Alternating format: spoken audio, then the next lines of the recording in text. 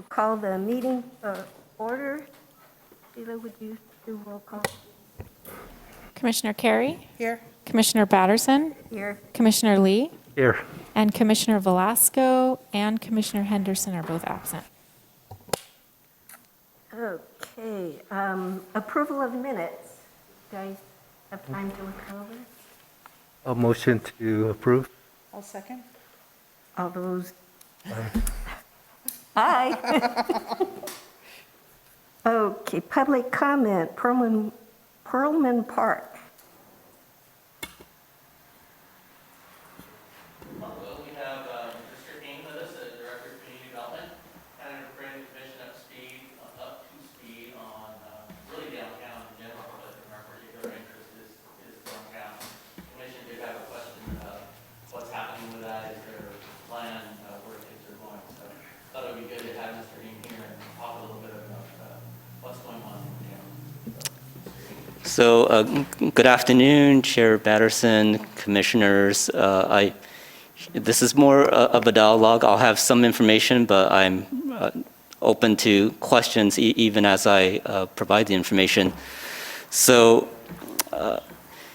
as you're aware, or as you may be aware, there is an effort to revitalize our downtown. And over the past 10 years, there's been an effort to have a specific plan in place, and we have a downtown specific plan that has a vision to bring life and activity back into the downtown area. And we've had some proposed developments. They have not yet come to fruition yet. One example is the development on the northwest corner of Main and Broadway. There was a mixed-use building that was proposed. So that's been just an update on that one. That was a 4-story mixed-use building, apartments, and with ground floor retail on the first floor. That's been modified to a 3-story building and is currently in plan check. The city, in its interest to jumpstart development or redevelopment of downtown, looked at its available and vacant city parcels. So we've identified some city-owned parcels in the downtown area and identified the parking areas in front of the current Fala's store where we have Downtown Fridays. And we've also identified Perlman Park as a potential opportunity, and also the southeast corner, the small area north of the Bank of America site. We understand there are some sensitivities to some of the locations, and certainly with Perlman Park, it is an existing open space that is an amenity for the downtown area. So, but with that in mind, I think we wanted to invite ideas and concepts as part of a request for proposals. Last month, maybe 2 months ago, Glenn Morris of the Chamber of Commerce provided a presentation to the City Council about this request for proposals process. And we have a draft that Glenn and I have worked on, and we expect to release the RFP within the next 30 to 60 days. But I'll share with you what we've drafted for Perlman Park for that site to give an idea of what the approach is going to be. So for Central Plaza or Perlman Park, this 1.12 acre property is on the northeast corner of Main and Broadway and is currently the only park and open space area in the downtown area. The park is connected via walking paths that lead to nearby apartment complexes. Developers should consider preserving portions of the site toward open space or redevelop these portions as gathering spaces in the form of plazas and paseos. The addition of a few uses may be sufficient to activate the existing park area by introducing new foot traffic to the area. Parking is available south of Main Street in the parking structures, and some street parking available nearby. So this narrative, I think, acknowledges the fact that it's an existing open space area that remains an amenity to downtown. So I think the intent is to bring people to the area, as with the rest of downtown. We want for downtown to be a destination, and we believe that in efforts to revitalize downtown, there will be new uses, whether that's housing or commercial. We believe that open space and park space is certainly part of the equation. And so that's a very brief summary of the efforts, but I'm happy to entertain any questions that you may have.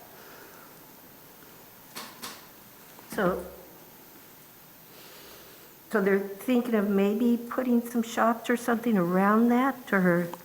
So right now, there is no proposed concept or idea.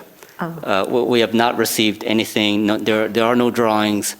But as we release this RFP, we've provided some parameters for potential developers to consider. And what I described, I would hope that somebody reading this wouldn't come back and say, propose a project that would eliminate the open space, but rather to add and enhance what is already there. How is it going to go out to the public? Is there a target zone of people, or? Yes, we are in regular contact with the development community. Glenn Morris at the Chamber of Commerce, he has a list of individuals and development groups that have expressed interest over the past year or two. About a year ago, we did release more of a notice of opportunity, not quite an RFP, and we received feedback from various parties. Not to the extent of formal plans, but we did get some input. And so yes, we have a list of about 15 to 20 that we will send this out to. But we'll also make it on on the city website and direct anybody that may have an interest to take a look. Anybody else? Yeah, I'm not familiar with the downtown project enough to comment specifically, but just as a general observation of Santa Maria, my observation is we're getting a lot of fast food restaurants and box stores, and somehow if we can make Santa Maria more of a destination, having quality, I talked about at one time with you the Avila concept, the Avila Farm, where families can gather, or a big park. A lot of communities have a big park. Santa Maria is very central to California and many other states, and would draw people here. It would benefit the restaurants, the hotels, just everyone here. So if those type of ideas can be considered and implemented, I really would like for you and the Chamber of Commerce and others to consider it. Paso Robles, we were here before the earthquake, and we remember how decimal, is that the word? It was. And after the earthquake, they did such a nice job around that plaza with quality restaurants and retail, etc. I hope we can do a similar thing with Santa Maria.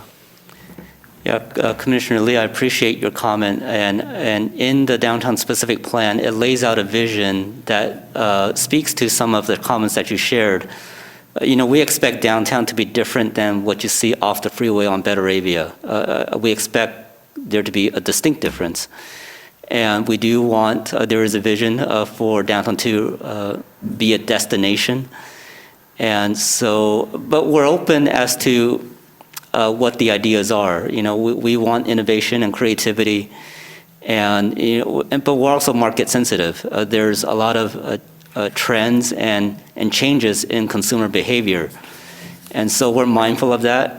part of the reason why we're going through this exercise is that in Town Center West, we have a very traditional 80s commercial retail structure with ample parking. And 30, 40 years ago, that might have been the thing to do. But now, in hindsight, we realize that the excess parking is a hindrance to downtown activity, that it could be even looked at as an indication of commercial blight. And so the idea is to turn something that is not being productive into a productive use, but more so something that will bring people back into the heart of the city, and something that will be a source of pride for the residents that live here.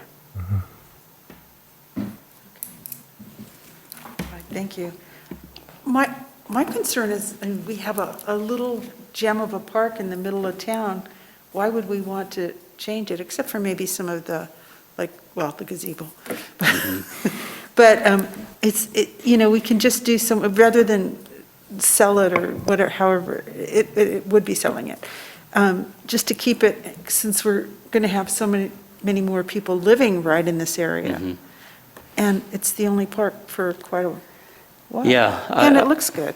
Sure, I hear you, and it's possible that the other sites, the Follows parking lots, we don't know what interest the potential developers may have, whether it's that piece or something else. But I think Perlman Park, if there were other surrounding uses, if downtown was revitalized, the extent of the use may be different than what it is today. And I think we've heard some comments about Perlman Park being either underutilized or it doesn't get enough visitors. But to your point, I think open space is hard to come by. And the moment you develop on open space, you can never get it back. Exactly. I think we're very mindful of that. I think the goal is to provide additional reasons for people to come out and to use the park site. And so the way that we've worded the language in the RFP is to suggest that just a few uses could activate the site. But, I expect that ideas and concepts as they're proposed for the park site would go back to the Rec and Parks Commission. So I believe there will be additional opportunities to review proposals, certainly for the Perlman Park site, this commission here.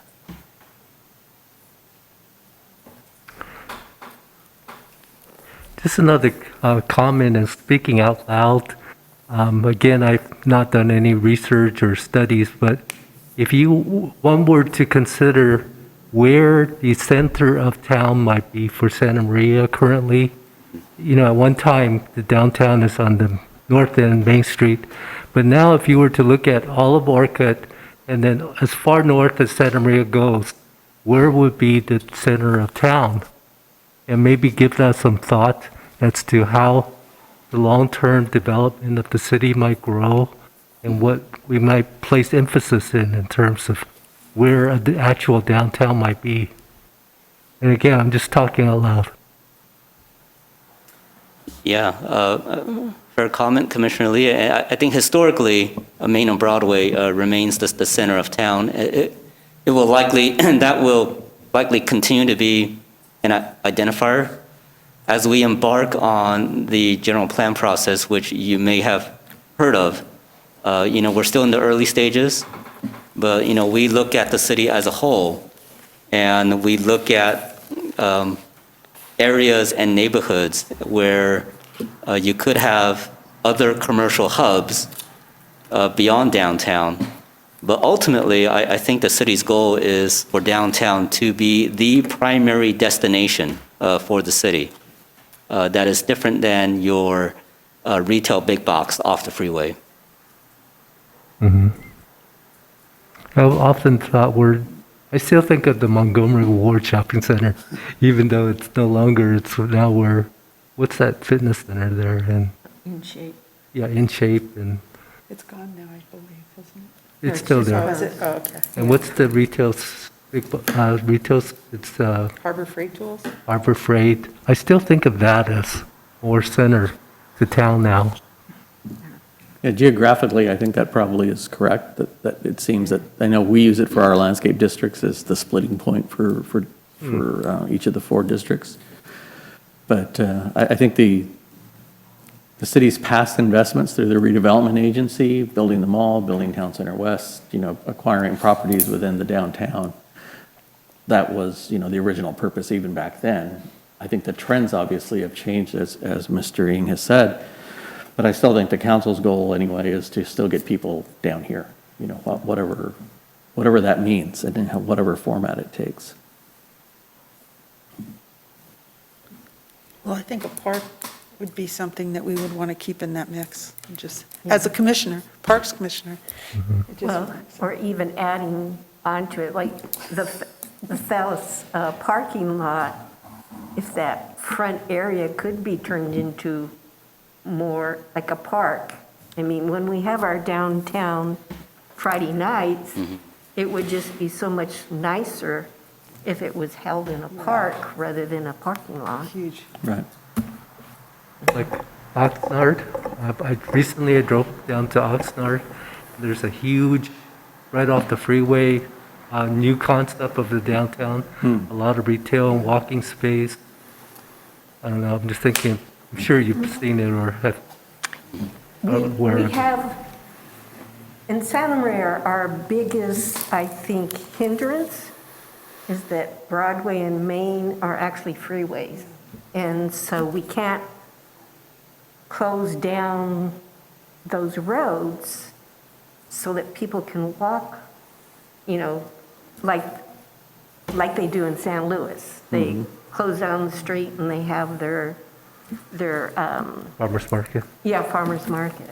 And Avila, does the same thing. You just close down the street and, so it's a hard thing to. It is, and I think it's created obstacles to making a real downtown work effectively. Yeah. In the 50s, when they moved 101 out of Broadway and moved it out, I mean, that was a diversion project that, took everybody off, all that freeway traffic out of the downtown, but it still remains a highway or a state route, so you have those issues to contend with. And Main Street, ag is still king income-wise in the area, and that's the route to get to the fields and the cooling houses and everything else, so it's a challenge. So I think they have some good ideas. Yes. Any other questions for Mr. Ng? I just have a question. So somebody proposes that they want a certain part of the, what's offered. Will that'll come to city council first before, their proposal would have to be there before they could even purchase it, correct? I Yes, should know that. there are multiple steps in the process. So the city and the chamber, we released this RFP, and we hope to receive several proposals, ideas. They could be on this property, it could be on the other properties. And then there's a scoring criteria, and there are some groups of individuals that will be selected to help evaluate some of these proposals. But ultimately, because it's city property, if there were to be any proposed development, I would expect for there to be ultimately an agreement between that's ratified by the city council. And so, yes, ultimately this Before. goes before the city Okay. council. Mhm. Thank you. Well, thank you. Okay, moving on. New business. Doesn't look like there is any old business. So back to informational reports. Just down to reports. Thank you, Commissioner Batterson. Ryan's going to give you the budget update, And it's kind of where we are. It's actually, got through our first month of the budget, so we'll see how we are. Yeah, through the first month, we're 8.33% of the fiscal year is completed, and we've spent approximately 5.67, which leaves us about 2.66% under budget very early on. So we'll kind of monitor things and see how the COVID crisis develops and what new programs we can offer. And hopefully we can start offering more and working with additional revenue if that does take place. Also, on Thursday of last week, Commissioner Batterson and Commissioner Henderson and myself met as the Budget Committee to go over this current year's budget, how we came to the numbers we did, how the process worked out with finance, and we went over the general fund and Measure U specifically. And hopefully, I gave you a good idea of how it works. It was a learning experience for myself, but a good one along the way, and I look forward to working on it again over the next few years. Thank you. So, the budget was impacted, and I know the committee had some discussions about this. The budget was really impacted by the fact that we had the whole COVID situation. Our proposal was not to open the pool. The council decided that's not what they wanted to do. So there were impacts. So the decision was made to put the $600,000 back in the budget. And what we've tried to do, even though that $600,000 is back in the budget, is really try to see if there's ways that we can limit our spending of those dollars. Even though we normally, don't do a lot of use of the small pool in the wintertime, we also decided not to open it up in the summertime. And so now it's basically it's not being heated, it's basically keeping up its sanitation part, which also reduces the number of lifeguards we have to have available on the deck. So the other problem is it was hard to bring our lifeguards back because some of them, had already done other things, or certifications had expired and we had to do some retraining. So there was a lot of implications to that. The positive side of that is that the swim club was able to get back in the water. Dennis did work with them to get them back in the water basically 5 days a week, Monday through Friday. And keeping Saturday and Sunday, the pool is closed, which again gives us an opportunity to do maintenance and cleanup. And also reduce our staffing costs since we don't have to put guards on the deck, during those days. Although swim club does want to have those days, I believe we came to an agreement that just wasn't going to be possible, at least through the COVID situation.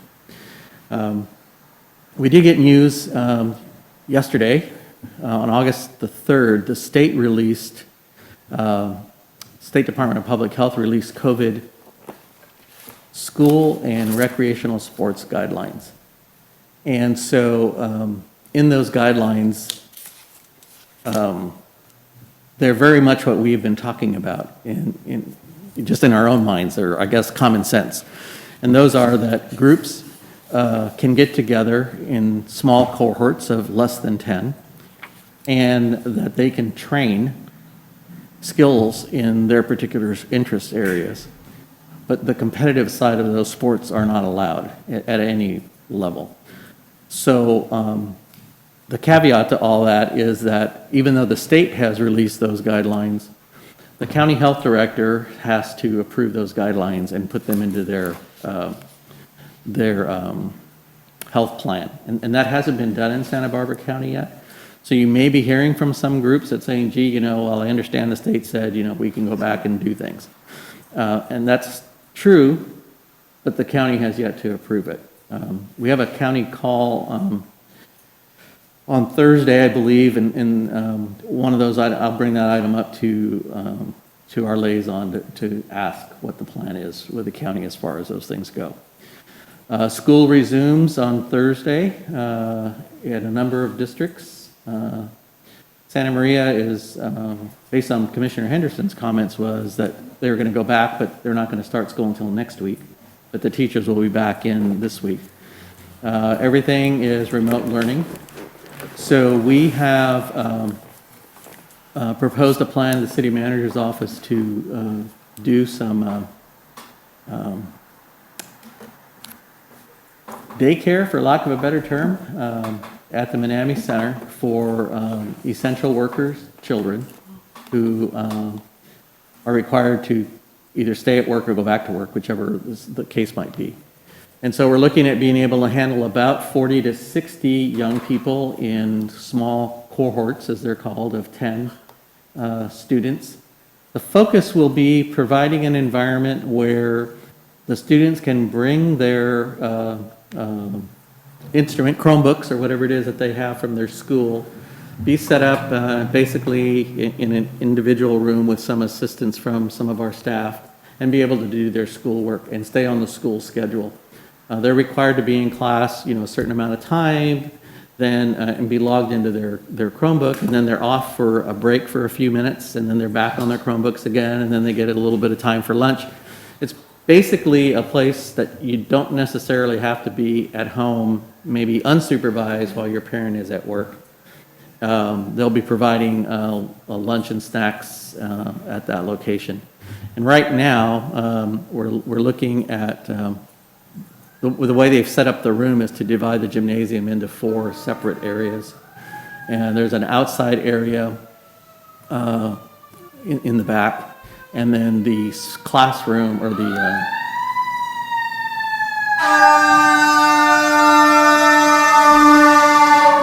classroom will be set up for the younger children. So I guess it's kindergarten and first grader age groups don't have to be masked. So they're trying to keep them in one location. And then over 7 years old, I believe, was the guidelines. They have to wear a mask when they're in the program, and staff has to wear it all the time. So it's rolling out. We got approval from city manager's office to roll that out. Flyers went out yesterday, I believe, or maybe even today, to city employees to see who takes advantage of them. And it's $100 a week, so it's not a freebie. They still have to pay for that care that's being provided. And we'll kind of see how it goes. We'll let you know what happens with that.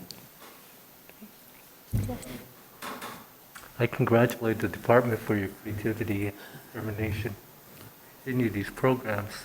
I'm just wondering, for that particular program, is there a way to ensure that the children coming in already are not carriers? Yeah.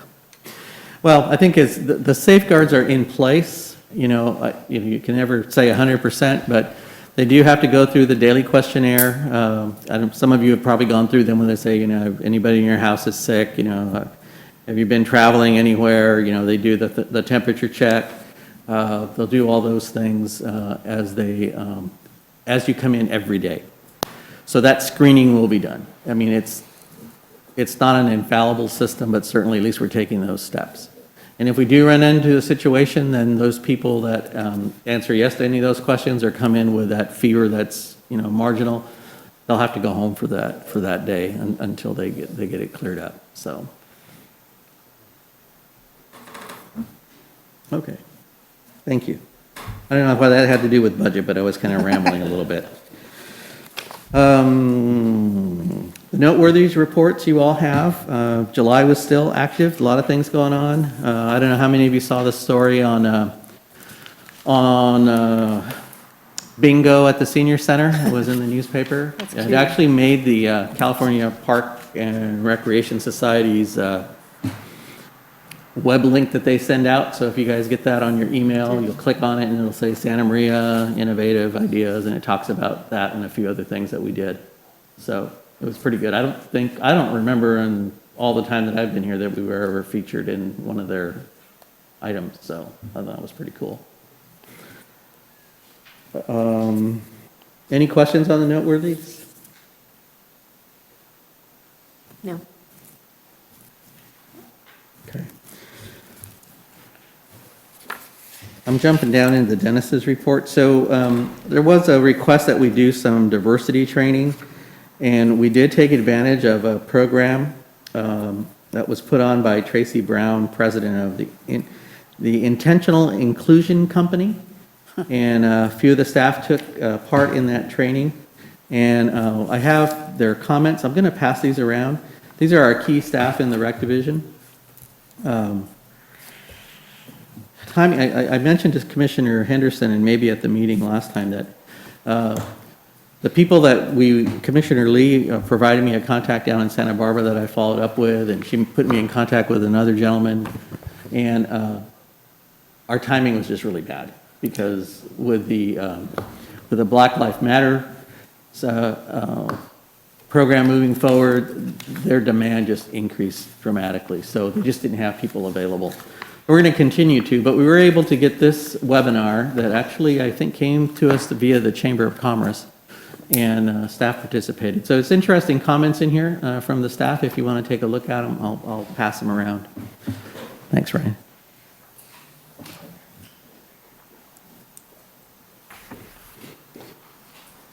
I think that's it for me. Brett is back from a week's vacation, so he's all rested and everything. So he'll be giving you the operational report. Good afternoon. So just a couple of quick updates. We also have a lot going on. One being the landscape maintenance contract, as I mentioned last time, that we'd be approaching awarding that contract.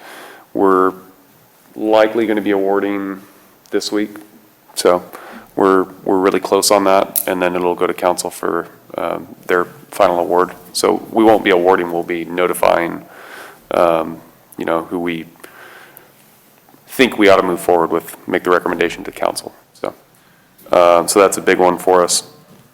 We're doing a trial of epoxy paint at North Presker on the interior of the bathrooms, trying to freshen up, the way the bathrooms look.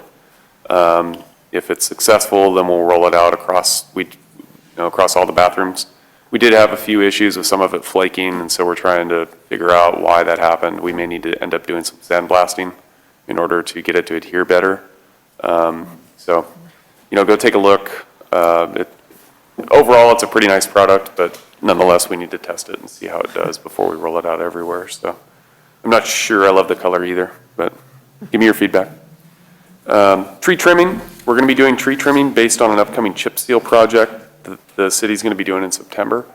And so we were sort of focused on, one program that we had, and then we were notified of this project. And so we're going to be making sure that the chip seal trucks and the oil trucks and everything are going to be able to actually, chip the streets and everything. And so that's something that we'll be kind of redirecting our tree trimming resources to accommodate that project over the next month. So just a heads up on that. We are looking at picnic table replacements too. We've priced out some picnic tables, concrete and metal. Concretes are roughly $1,400 a piece. The metals are around $800. So we're looking at, our resources, trying to make sure that we continue to have good picnics each year, or picnic tables for each year's. So our irrigation experiment's continuing. We're still at a 75% reduction. We've enjoyed some really great weather of late, although that's changing this week, and so we may have to increase our watering. But we've done a lot of sprinkler head replacements, and we've sort of shifted the way that we're doing things in special districts to try and, enable our contractor a little bit more and enable special districts a little bit more to make some decisions on how those individual systems need to be managed. So I'm hopeful to see some positive results from that. Skate park will continue to be staffed from 11 a.m. to 8 p.m. till the end of August. And we'll reevaluate that each month. Primary reason for doing that is we had some pretty positive feedback from some mothers of younger users. And so they were appreciative that we had an attendant there and thought that it sort of changed the feel of the park. And so we took that and decided to go ahead and extend our attendance hours there. So depending on what happens with COVID, if we still have the resources available, then we'll continue to do that. Obviously, with time change, those hours may change. Russell Park build, the irrigation installation has commenced. We'll be complete in about 3 weeks with the irrigation installation. Then after that, we'll be ready to hydroseed. And so the playground is actually going to be installed this week along with the bathroom building. So we're well underway on that project. And so the hydroseeding is really the last step. And so after that, we need at least a 60-day established period for the grass to grow. So we're looking at an early November opening. is what we're thinking. So it just kind of depends on the weather, depends on how everything takes hold, but, we're not anticipating a huge traffic load at that park to begin with, so 60 days should be appropriate, especially given, the time of year that we're coming into with perfect growing weather for grass. So, electrical conduits are also installed, and the lighting standards will be installed this week and next, as far as the foundations for those inspected. Harvest Glen Park, the concrete is complete, so all of our flat work is complete at the park. Well, not all of it, but most of the flat work is complete at the park. The bathroom's been installed, and it's going to undergo a renovation. Now that it's in place, we'll repaint it, clean it up, and make sure all the fixtures work and everything. So what you see there isn't necessarily what you're going to get, but it will be refurbished.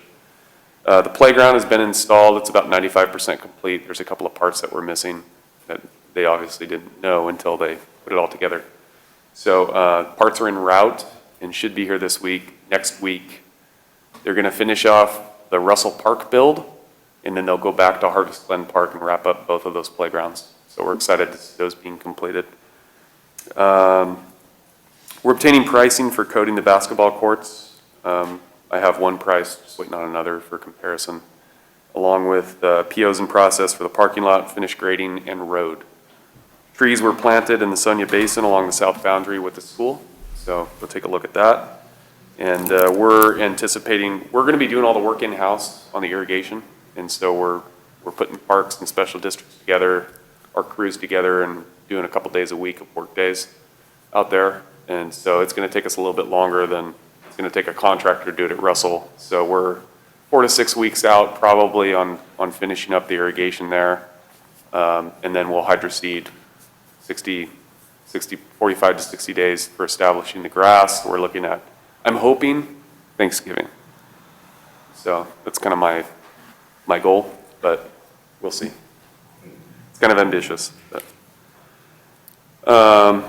Veterans Memorial Park, we're at 80% design. We had a meeting with our architect on both Veterans Memorial and Chapel Plaza where we brought all the staff together and sort of collaborated on the design and different issues that everybody may have, and just kind of did what I call like a scrub, right? You just scrub it and just make sure that everything fits together. And so from that, we came up with some design changes and some nice ideas, like a sundial for Chapel Plaza, and taking some of the squares out and making things more round and organic looking, just some changes to the lighting and things like that. And so we're moving forward to 100% design on those, and we'll be starting construction documents and getting ready to put it out to bid. So both of those projects are moving right along. Also for Veterans Memorial Park, we're required to do a deed restriction in order to receive funding from the state. And so we received the legal description for the deed restriction, which we will process and get that in place with the state in the next couple of weeks. Let's see. Then the pickleball courts, we are done with concrete of pickleball courts. I'm obtaining pricing for various surfaces. There's one surface that's fairly straightforward. It's more of a latex acrylic paint. There's other surfaces out there that are a little higher end, so depending on how much money can be raised for those, we'll determine what sort of surface we end up putting on those, but wanted to make sure that everybody understood what the options are. So other than that, I know there's more, but any questions for me? Just out of curiosity, for the pickleballs, what percentage of the cost is secured, and what percentage are they fundraising for? So they have, to date, donated about $9,000.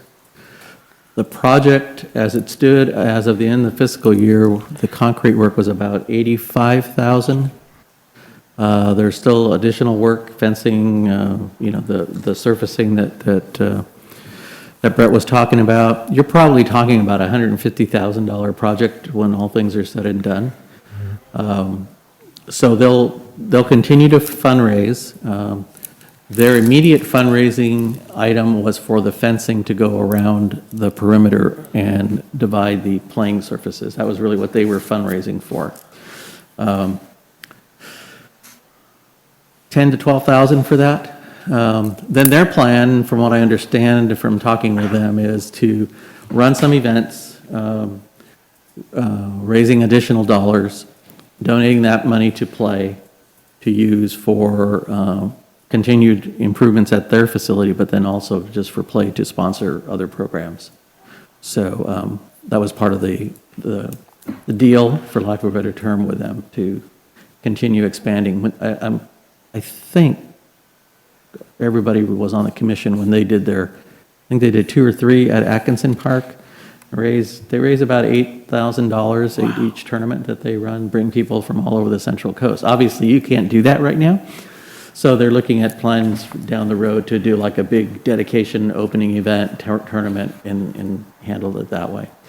So they're a committed group of people. I mean, they're really interested in it. And you noticed that when they came and spoke at the commission that they wanted to get things done. So we worked with them and got them to a point where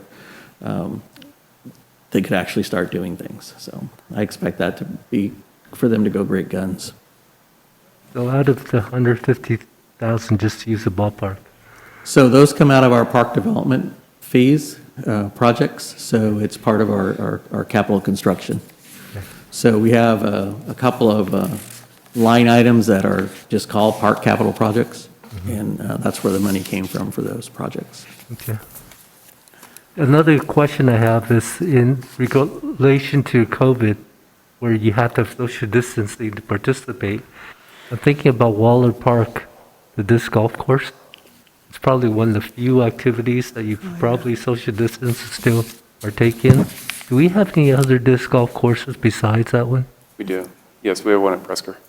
Presker? Okay. Yeah. And that's also well used. They have a good group. That group is a good group too. And they're a very quiet group of people, but there's a group of enthusiasts. Good. Good. Just, Brett reminded me as he was talking about his report. We are in the process of meeting with the owners of the Aquistapache property west of Manami Center there. We do have the 19 acres in their subdivision design set aside for the combination sports complex / neighborhood park for their development. So in investigating the grant, we had at one time been able to enter into a lease with the owners. In this particular criteria for this grant is they're not allowing any leases, but they are allowing the outright purchase. So we have a meeting scheduled on Thursday with the representatives of the owners to talk about their interest in selling us the 19 acres and making it part of our grant application. The maximum grant we can apply for is $8 million. We estimate that the park construction will probably run close to 3, maybe 2.7, 2.9 million. So for land acquisition, you're probably talking another several million, $5, $6 million. So we're going to meet with them and talk to them and see if there's an interest in doing something with that. Applications or letters of interest to the state are due in December. And in order to qualify the project, we would need to have a written willing sellers agreement to submit with our letter.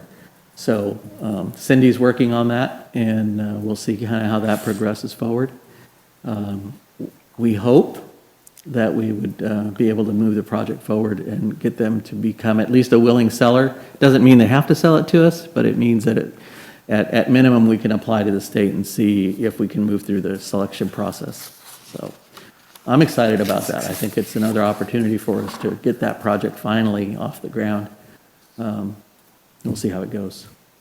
What's your knowledge for the background of the landowners, the family? Are they solely out for money, or are they interested in having their name out there? You know? Coincidentally, at the last meeting, we did the Bobby Aquistapache suggestion to the council for the park, Harvest Glen Park.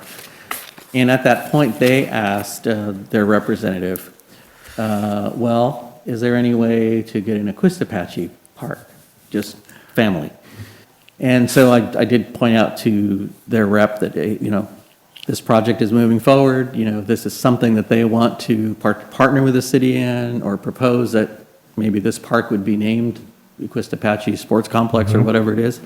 We certainly would be open to some kind of discussion and negotiation about it. So that kind of tells me the door is open at least a crack to talk, and so we'll talk. I think the other side of that is that the entire development of that 150 or 160 acres is probably going to happen over the next 10 years. So in order for the community to get the sports complex happening, that basically needs to happen now. So if we can get it moving forward, if it needs a purchase, and if the state is willing to fund it, we can start moving forward with a project. It may not build the entire complex, phase one, but we may be able to get it at minimum, 2 or 3 soccer fields and the support facilities for it. It is a 4-field complex with an on-site retention facility, which we have to have. So, yeah, it's at least the basic design is there. So, anyway, that's kind of the update there. So we're still plugging along. Good to hear. Yes. Okay, any commissioner reports? What about the tree committee? Was there, I know we didn't meet. I'll touch on that real quick. Oh, okay. So there isn't really an update from the last meeting since Yeah. we updated, our last meeting was right before last commission meeting. And so our next meeting is scheduled for the 18th at 2:30. And August? so, of August. 18th. Yep, so next Tuesday. And so next commission meeting, I expect to have an update based on that meeting. So. Just since you bring it up. So I did have a meeting with the city attorney's office the other day on trees. I think it's going to be important for the commission to get into some serious discussions about trees because they have their opinions on liability and trees. We have our opinion on tree, the ecological impacts of trees and the benefits that they have. And it's basically a train wreck. I mean, because obviously their interests are reducing the city's liability, probably tens, if not hundreds of thousands of dollars a year in claims are paid out for trips and fall and, those kinds of things. Sewer line blockages, all these kinds of things. And certainly they want to get out from under those kinds of things. I'm agreeable to a point that these things need to be looked at. But I do think that it's going to take, as your role as the tree people is to be cognizant of that and be willing to advocate for a position. We'll bring you more info as that kind of expands, but there's talk about revisions to the tree ordinance, which we just went through a real minor edit maybe 2 years ago. But they're looking at maybe more of a substantial and a philosophical change to how we approach trees owned and maintained by the city. I think that's kind of the big issue. So I think we touched on that a little bit at our last meeting, Yeah. that maybe we kind of have to have meetings where we include some utility people or from the different departments so that we can address some of those problems. And that's exactly where I think we were headed with this, is once we sort of establish where we think we're headed, we're going to pull in those other groups. Yeah. Okay, any community interest items? Oh, wait, I actually have a thing. I'm sorry, I okay. missed, okay. July 21st, I went to Buena Vista Beautifiers, and Brett was the guest speaker. And of course, he was great, and everybody was so impressed. And the thank you note afterwards was even yeah, you know. It was, but it was probably, I mean, it's such a beautiful park, isn't it? And it was just, it was a good meeting, I thought. July 17th, July 17th, we did the Hometown Heroes. And it was, you probably heard, it was wonderful. It was Mayor Patino, you know, since they couldn't meet in the chamber during the meetings, like the council meeting like normal, she asked if they could do it out at the polls where the banners were going to be. And it was each family met, David Rodriguez put chairs at the polls all the way down, Bradley, right? And the families were there, and it was a beautiful, College, right. See? Yeah, so the families were there, and I mean, at one poll, there was a young guy, and it was his dad there, and the guy was still in the service. And some of them had 20 people. One of them had the wife of 65 years of the honoree. It was just really cool. And we went around to each one, and Mayor Patino and Councilwoman Waterfield was there. And there was a guy there, an older guy that had been in the military many years ago. But he said, do you mind if I do a salute at the end of when you guys do your talk? And they said, of course not. And he'd asked the family, well, I don't know, the guy, everybody called him Uncle Al. So almost every family knew this guy as Uncle Al. And it was so poignant at the end, you know, he would just stand there, and it was just very sweet. Anyway, that's the way that we should do that from now on, because it was so special for the families, you know, than just, it was nice. So we did that. Oh, and then every year Mayor Patino and I do an annual summer tour of the Safe and Strong programs. So we went that afternoon, and went to all of them and met the leaders, the kids that are leaders, and heard their projects, and it was really good. It was just the second week, so there weren't a lot of kids there yet, but we got to hear their programs and see the parks, and it's, you know, things are always changing. Anyway, that was it. That was my month. We're back with the single father who was there. Yes, Vietnamese father. yes, Yeah, he's a FBI. yes, yeah. He's my neighbor. Oh, he's really, really a nice man.